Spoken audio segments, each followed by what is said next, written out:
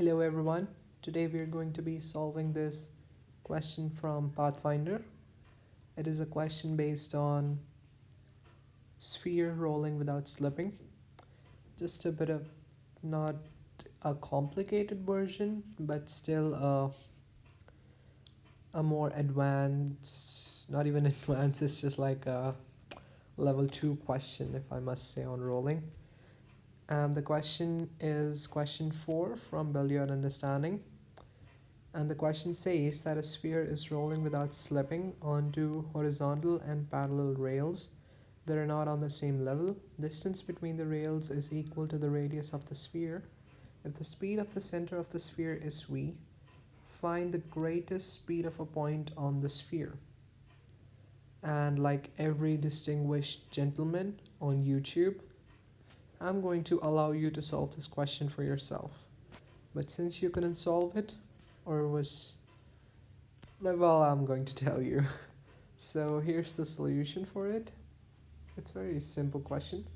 So these are the two rails. You can think of rails as thin rods.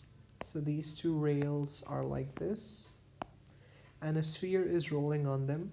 I've taken one rail to be exactly like if the sphere was rolling on the ground, so that since there's a height difference between the rails, it will be easy to compute. So the sphere is rolling, which means that this point is at rest and this point as well is at rest.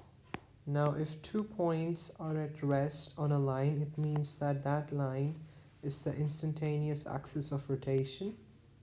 So at any instant, the velocity of the center is given vc, which is just v, and therefore we can compute omega. So omega will be v upon x. This distance is x, and x can be computed by simple trigonometry. And we are asked in the question the point which has the greatest velocity. So if we had a figure like this, so if it is rotating about this axis with omega, it essentially means that all the points are going in a circle, and the point which has the most radius, which has the greatest radius, will have the maximum velocity. All of these points are going with velocities v. This has r, r1, r2, r3, whatever.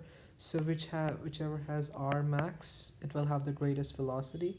Since velocity is r times omega, and omega is unique in all reference frames, so omega remains same, so r max, v max.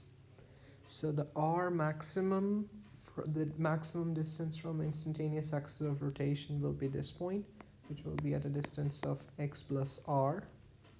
So v max is vp, and vp will be simply x plus r omega, and omega we have computed v by x, and from there, since we have also computed x, we get our answer. It was a fairly simple question, but we will be solving some more complicated Pathfinder problems in the future, so stay tuned for that, and be sure to subscribe if you want.